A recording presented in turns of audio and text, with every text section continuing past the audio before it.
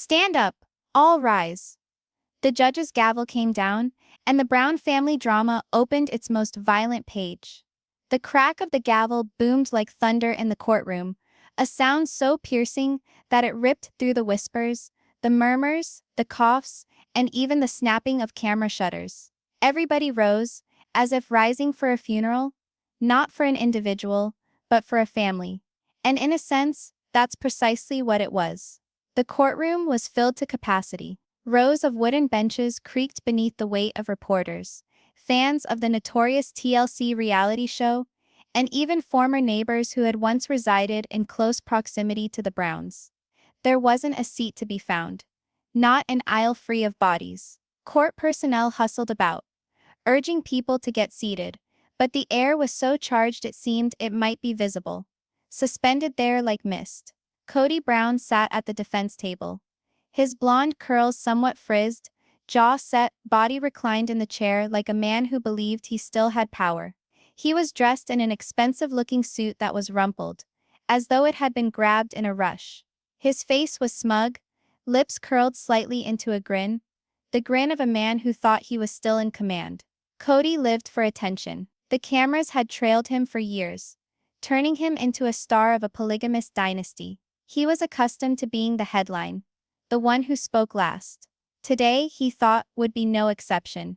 This was just an act, in his opinion. Another opportunity to be proven correct.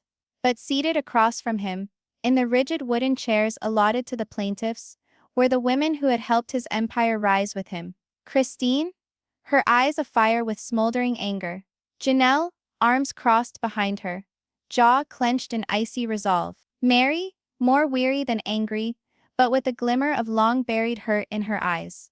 And then, inexplicably, Robyn, the wife Kody had always shielded, the woman he had openly preferred, sat with the rest of them. She appeared pale, her hands tightly gripping a tissue, her lips sealed in quiet. Gasps echoed through the room when she entered. Individuals whispered to each other, bewildered, shocked. Robyn had always been Kody's fiercest advocate. Why was she here, sitting next to him? Kody saw it too. At the first glimpse of her at the other table, his self-satisfied smile wavered for a moment. He muttered something to his attorney, his gaze tightening, but then regained himself, stifling a laugh in his throat, as if in an effort to brush the sight aside. Nevertheless, the fissure in his defense was observed. The judge, a gray-haired, severe individual, looked around the room. Order in this courtroom. There will be no disruptions, no outbursts. This is not entertainment. This is serious business. The irony of his words was not lost. The case was a sideshow, at least to the outside world. Cameras from all the big outlets lined up near the courthouse steps, live tweeting each development, putting up breaking headlines, their reports flashing on phone screens around America. Sister Wives, the final showdown. Inside, though, it was very serious business. The air was thick, choking even, the sort of thick silence in which each inhalation seemed likely to resonate. The sort in which even the creak of the wooden floor under someone's shoe could sound like a drumbeat. Christine leaned forward in her chair, her knuckles aching white where they gripped the table edge. She had dreamed about this day, not because she desired it, but because she needed it. For years she had been unseen, unheard, and unloved. For years she had watched Kody small her, belittle her and crush her spirit. Today, she would not be quiet. Janelle straightened in her seat, eyes keen. She did not do drama, did not do loud, but she had presence. Her silence was strength, not weakness. Every glance turned upon her could see it. She was finished playing the dutiful wife. Meri's expression was harder to read. She had been broken long ago, fractured by years of neglect and emotional distance. But beneath the sadness was something else, something the courtroom lights revealed. A quiet strength, an ember that had never been fully extinguished. And then Robyn, the wife that everyone had assumed would never be unfaithful to Kody. She sat with her tissue, wiping at her eyes, not meeting his gaze. The betrayal wasn't boisterous at this point, but was evident in her body language, in the way she leaned away from him, in the way she gazed at the judge rather than at her husband. Kody leaned back in his chair once more, a smirking expression on his face. He spoke softly aloud, so Christine and Janelle could hear. This is a joke. They can't touch me. Christine bristled, but she did not speak. She knew her turn would come. The judge coughed, rustling papers. We gather today not to debate television ratings, not to debate fame, but to fix a case of shattered trust, shattered vows, and shattered lives. This is not about money. This is not about property. This is about truth. That one word, truth, echoed through the courtroom like a warning. And for the first time, a shiver of discomfort etched across Kody's face. The reporters frantically wrote. The fans in the back leaned forward, holding their breath. The women at the plaintiff's table stiffened simultaneously, as if preparing for a fight. The curtain had opened. The show was done. This was no longer polygamy. No longer family soap opera on TV. This was about the reckoning of Kody Brown, and it was only just the start. The hush in the courtroom broke when Christine rose. Her chair scraped against the wooden floor, and the noise seemed greater than thunder. The eyes of everyone in the room turned to her, and the judge leaned forward ever so slightly. Christine smoothed her blouse, took a deep breath, and confronted the man who had been the focus of her world. Kody, she started, her voice shaking but firming with every sentence. Do you have any idea what it's like to sacrifice your whole life to a person, only to see you were never seen by them? Kody snorted, grumbling softly to himself, but Christine did not back down. Her eyes smoldered with years of hurt now ignited into flames. Years I smiled for the cameras. Years I lied and said everything was okay, that our family was okay, that you loved us both equally. But the truth. She clamped down on her throat, swallowing convulsively as tears welled up in her eyes. The truth is, you left me long before I left you. The courtroom buzzed. Journalists hunched forward, writing furiously on notepads. The judge rapped his gavel lightly, but even he did not want to break the spell. Christine's voice became louder.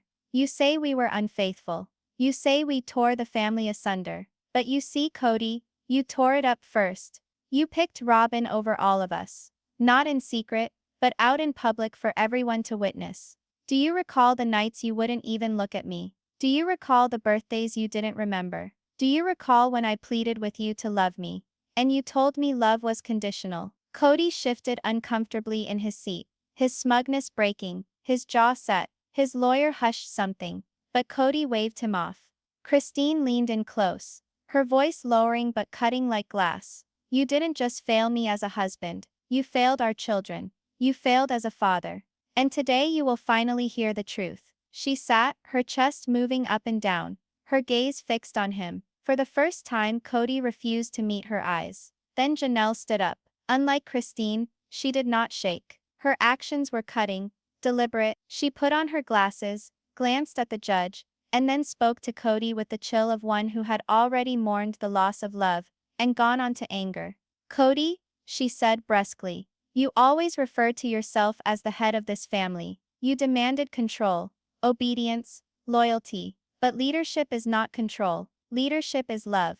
And you gave neither. Her words cut through the courtroom like razors. You said I was stubborn, that I didn't do what you wanted. But honestly, your rules changed whenever Robyn was in the picture. You disciplined us for being independent, and you rewarded her for submission. Do you have any idea what that did to our children? Do you know how many times they've asked me why Dad doesn't come around anymore? Do you have any idea how many times I had to lie to cover for you? Kody opened his mouth, but Janelle interrupted him, her tone crisper than the gavel. No, Kody, you don't interrupt. Not here. Not anymore. The room fell silent. Even the judge arched an eyebrow. Janelle's tone did not falter. You say you desire respect. Respect isn't commanded. It's earned. And you lost mine the day that you forced me to choose between my children and your pride.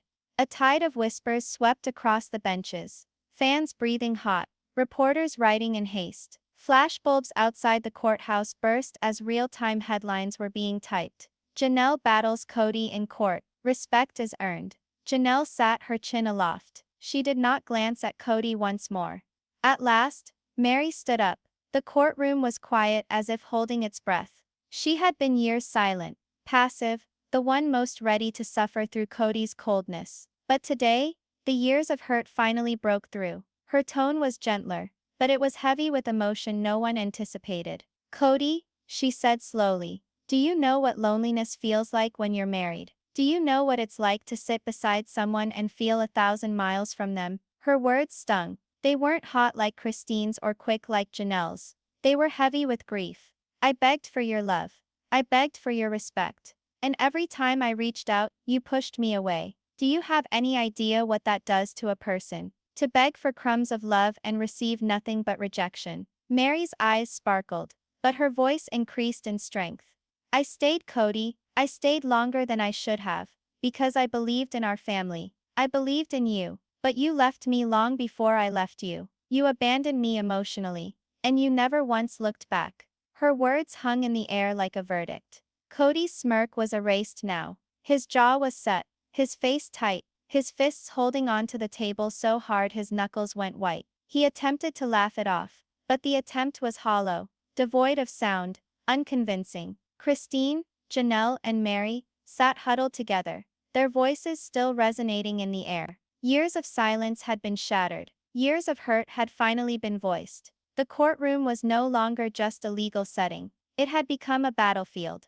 A reckoning, a stage where the truth could no longer be hidden behind reality TV edits or carefully chosen words. And for the first time in his life, Kody Brown wasn't the one in control. The courtroom had already been shaken by Christine's fire, Janelle's steel, and Meri's sorrow, but no one was prepared for what came next. Robyn Brown rose to her feet. The scraping of her chair against the floor sounded like it echoed more than anything before. For years, she had been Kody's protector, his picked partner, his one wife that he always stood up for, shielded and put above everyone else. While Christine was anger, Janelle was reason, and Meri was grief. Robyn was meant to be loyalty. And yet, there she was, standing on the other side of the room, shaking, her face white, her lips clamped shut. The whole courtroom came to a standstill. Christine and Janelle stared at Robyn in shock. Even Meri, who had not expected much from Robyn, stared at her as if she could not believe it. The media in the gallery leaned forward as if a secret had been whispered in their ears. The judge pushed his glasses back up the bridge of his nose and regarded Robyn intently. "Mrs. Brown," he stated, his voice weighing heavily, "would you like to make a statement?" Robyn remained silent for a very long time. She stood, holding the wooden table with one hand and cradling a tissue in the other. Her chest heaved and fell with a rapid motion, as she strained to maintain control. Kody forward slouched in his chair, his eyes fixed on hers. For the first time his cocky smirk wavering. His lips parted as if he were going to speak, but he stopped himself. Instead, he leaned over and whispered something in his lawyer's ear, who shrugged in confusion. "Robyn," Kody grumbled under his breath, just loudly enough for the microphones to catch it. "What are you doing? Sit down." But Robyn didn't sit. She slowly turned her head, and when her eyes finally locked with Kody's, the room seemed to hold its breath. This was the moment. Robyn had been the wife who stood up for him, the wife who stood by his choices, the wife who took the fury of the other wives on herself in an effort to shield him. She was to be his ally, his safe place, and something had shattered. Her lips parted, her voice was soft, but it had the quality of a bell tolling in the darkness. She uttered only a single word: betrayal. The word fell into the courtroom like a bomb. No one at first stirred. Time itself seemed to freeze. The reporters ceased writing, their pens suspended over notepads. The back rows of the audience caught their breath. Even the judge sat forward, eyes squinting as if he hadn't quite caught it right. But Kody heard. He heard each word. His face paled, his lips falling open in shock. "What?" he breathed, his voice breaking. Robyn hadn't repeated herself. She didn't have to. The word lingered in the air, ringing in every nook of the room, bouncing around inside Kody's head like a drumbeat. Betrayal. The man who had been invincible, once who had ruled a household of 4 wives and 18 children, sat there dazed, his whole world shifting under him. Kody's attorney squirmed uncomfortably, pulling at his tie. "Mrs. Brown, would you like to explain what you said?" he inquired nervously. Robyn's eyes welled up with tears. She shook her head. "There's nothing to explain," she whispered. "That one word says it all. The room hummed. Whispers spread through the crowd like wildfire. Robyn turned on him? Robyn? Christine sat back in her chair, her mouth twisting into a tiny grim smile. Janelle crossed her arms, nodding almost imperceptibly. Meri just stood there, frozen, her hand pressed over her mouth. But Kody was coming apart. Robyn, he exclaimed, his voice booming and frantic. No, you don't mean that. You can't mean that. His hand crashed onto the table, spilling water off the glass that was perched there. After all I've done for you? After all I've given you? The judge's gavel came crashing down. An order! But Robyn did not stumble. She did not avert her eyes. Her voice was low, but it held the gravity of every lie broken. Every night she'd stood up for him to the others. Every second she'd trusted his deception. You betrayed them. She spoke in a trembling but unwavering voice. You betrayed me. You betrayed this family. You betrayed yourself. Gasps came from the rear of the room. The reporter's furious typing filled the ensuing silence. The headlines were already being created. Robyn Brown breaks her silence, calls Kody a betrayer in courtroom showdown. Kody's demeanor disintegrated. He shook his head wildly, his curls bouncing, his face red with rage. No, this is wrong. You're supposed to be on my side, Robyn.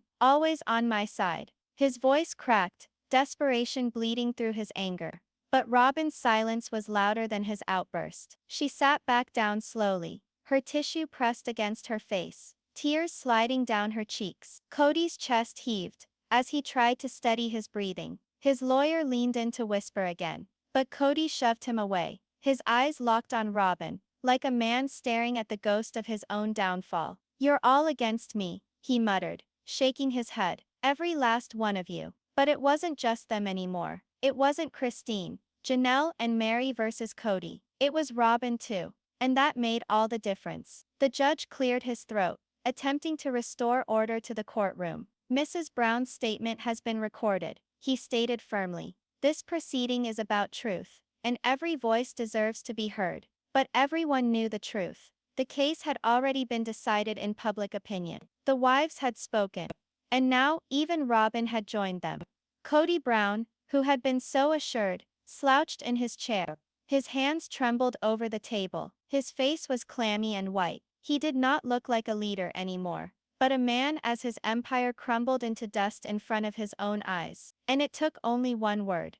Betrayal. The word hung in the air like a transparent hammer that pounded against the walls. Betrayal. It continued to echo in Kody's mind long after Robyn had uttered it, long after she had slid back into her chair with shaking hands. That one word repeated over and over, reverberating within his cranium, like a dying echo. He couldn't shake it. He couldn't disregard it. For the first time ever, Kody Brown, the father, the head, the man who always thought he was the one in charge, had no alibi. His chest heaved and fell rapidly, his jaw muscles so rigid they shook. He attempted to chuckle, a tinny fractured noise that even his attorney found himself looking askance at. Betrayal, he jeered, his voice breaking under the stress. Robyn, you can't mean that. You don't mean that. Robyn didn't answer. She sat quietly, her tissue against her face, her tears running freely now. The silence from her chair was more crashing than any words could have been. Christine sat forward, her eyes piercing. Listen to that, Kody, she said, her voice steady and cold. It's not just us anymore. The one that you preferred, the one that you discarded us all for. Even she knows the truth now. Janelle folded her arms, also agreeing. You can't talk your way out of this. You can't spin your way out of it. This is not a TV show interview. This is real, and all of these people can see you for what you are. Meri spoke more softly, but the cuts were just as deep. Does it hurt, Kody, to at last be left alone, as you left all of us? The courtroom hummed with whispers. Journalists wrote frantically, taking down every phrase, their faces aglow with excitement over the bigger story than they had anticipated. Supporters in the rear shared stunned glances, mouths aghast and covered, heads shaking in disbelief. The man who once paraded himself on television screens, proclaiming leadership and family cohesion, now appeared to be a man trapped, diminutive and helpless. Kody banged his hand on the table, the loud crash sending individuals in the rear seats leaping back. His complexion was flushed, perspiration forming at his temples. "You're all liars," he bellowed, his voice trembling. "Each and every one of you. You turn everything around. You spin the story. This is just an act, an attention-getting show." The judge slapped his gavel. "Mr. Brown, keep your temper under control." But Kody was unraveling too fast to hear. He gestured towards Christine.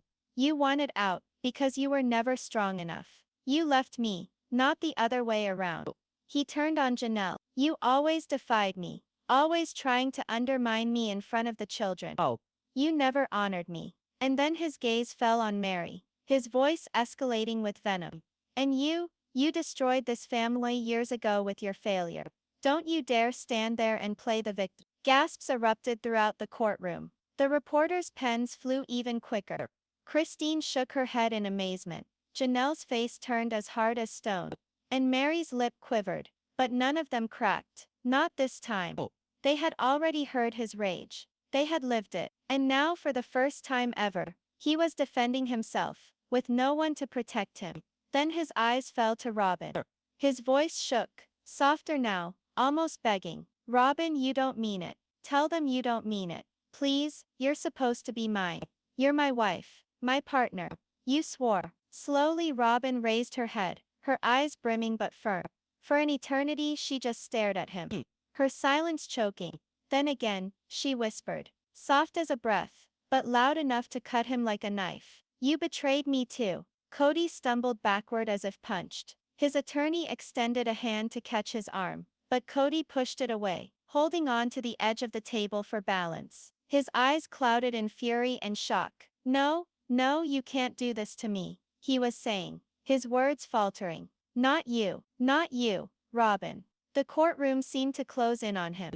Whispers swelled in waves. Some of the onlookers shook their heads. Others leaned forward in morbid interest, watching the man who had once held all the power dismantle himself, piece by piece. Kody's breathing was in sharp, jagged gasps. He drew a hand through his hair, wrenching at the curls as though he could yank the word betrayal from his mind. But it was there, etched into him. "Everything I ever built, it was for this family," he yelled at random, his voice carrying. "For all of you. And this is how you thank me. By attacking me like wolves." Christine's voice came back, firm and undeterred. "No, Kody. This isn't betrayal. This is justice." The judge cracked his gavel once more, his deep voice thundering. "Order, Mr. Brown. You have had your last warning. If you can't handle yourself, I'll have you thrown out of my courtroom."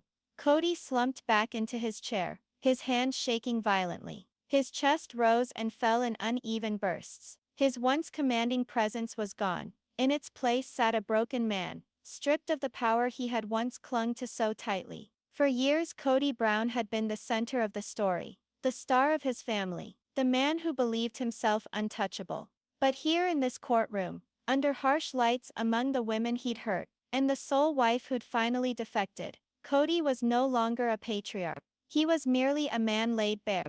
Christine nodded toward Janelle, and breathed softly. "Look at him. He's breaking down." Janelle's answer was soft, but resolute. "It's about time." Meri's eyes filled with tears, but this time they weren't from sadness. They were from release. For once she didn't feel invisible. For once her pain was seen. And Robyn, the wife who had once been his staunchest defender, sat in silence, her face streaming with tears, her hands knotted in her lap. She no longer looked at him. She didn't have to. Her one word had already accomplished what decades of arguments could not. It had shattered Kody Brown. The courtroom lapsed into a heavy silence once more. The kind of silence that was not peaceful but stifling. Everyone was aware that they had just seen something that was history. The public dismantling of a man whose whole self-worth had rested on control, now with none. And while the judge would go on, while lawyers would plead, while papers would rustle and legalese would be uttered, the reality was evident to all in that room. The downfall of Kody Brown had already occurred, and there was no return. The courtroom was quiet, far too quiet, the sort of quiet that made hearts thump and palms perspire. The air was charged, almost suffocating, as if the walls themselves were holding their breath. All eyes turned to the bench where the judge sat, his face stern, his gavel resting heavily in his hand. For hours, testimonies had poured out like floodwaters. Christine's sharp truths, Janelle's steady reasoning, Meri's emotional confessions, and finally Robyn's single devastating word. And through it all, Kody Brown had screamed, pleaded and cracked, until there remained only the empty husk of a man who had once thought himself invulnerable. Now judgment was impending. The judge leaned forward, his voice low but authoritative. "This case has been unlike any I've ever presided over," he began. "It is not only a matter of legal responsibility, but one of deep personal betrayal and public scrutiny." The spectators sat frozen, their pens ready but unmoving, their cameras poised but still. Nobody dared breathe too loudly. The judge's eyes ranged across the room, resting briefly on each of the Brown women. The statements of Mrs. Christine Brown, Mrs. Janelle Brown, Mrs. Meri Brown, and Mrs. Robyn Brown have told a persistent and heartbreaking tale, one of neglect, emotional manipulation, and yes, betrayal. Kody's head jerked up at that word. His lips curled open as if prepared to do battle, but his attorney touched his sleeve, warning him silently not to say a word. For once Kody was quiet. His anger had consumed him, leaving him with nothing but fatigue. The judge fixed his eyes on him. "Mr. Brown, you've stood in the role of this family's leader consistently. But what has been uncovered here is a history of favoritism, abandonment and disregard for the very things you said you held dear." Kody balled his fists on the table, the knuckles white. His gaze crossed the room to Robyn, pleading silently for one final moment of support. But she never glanced up. Her eyes remained locked on the floor, her hands shaking but steady. The judge smoothed out his papers. "This court acknowledges that marriage is a matter of more than mere legal agreements. It is a covenant of trust and alliance. And when the covenant is so massively violated, consequences must follow." A hush ran through the courtroom. Writers wrote in a frenzy, taking down every phrase. Christine sat upright, her jaw clenched in determination. Janelle folded her hands in a calm demeanor, her eyes still fixed on the judge. Meri held onto a tissue, but did not waver. And Robyn finally looked up, her eyes red but firm. The wives were won, for the first time in years. The judge went on, his voice final and weighty. "Thus this court decides in the plaintiff's favor. Christine Brown, Janelle Meri Brown, and Robyn Brown. Assets shall be distributed fairly among them. Custody and visitation arrangements shall be made with the best interest of the children as a priority. And Mr. Brown, you shall be held economically accountable as shall be deemed fit by law." Gasp after gasp spread throughout the crowd.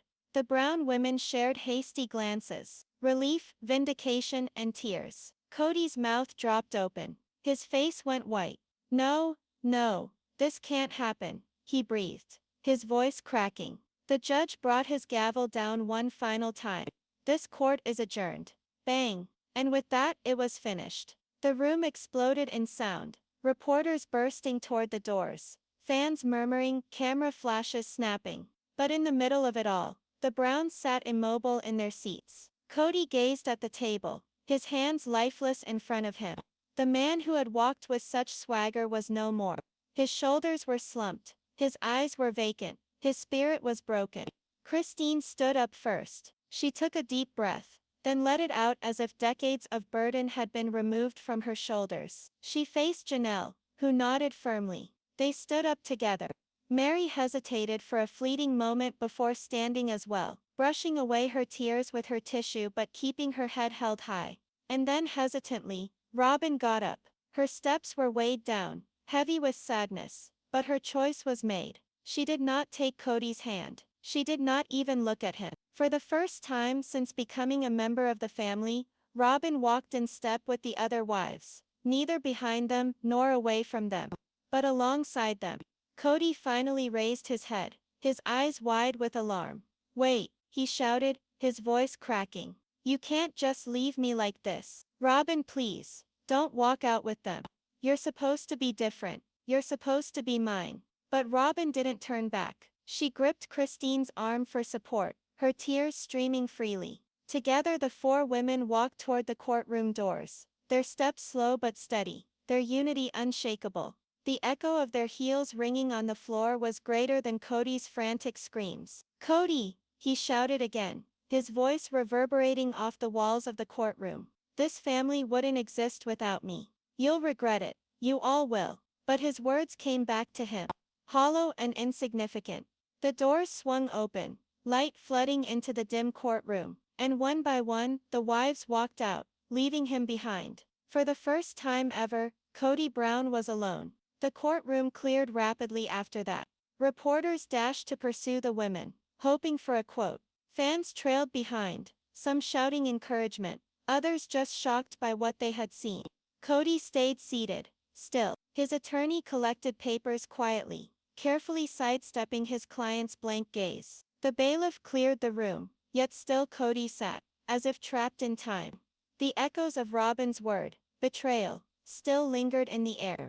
And although the court case was over, the real sentence was much worse. Losing his family, his authority, and the very image he'd hung on to so desperately. Outside the courthouse, the cameras flashed like exploding fireworks. Christine set her chin high, her voice resolute as she addressed the media. This wasn't revenge. This was about truth. And today, the truth finally prevailed.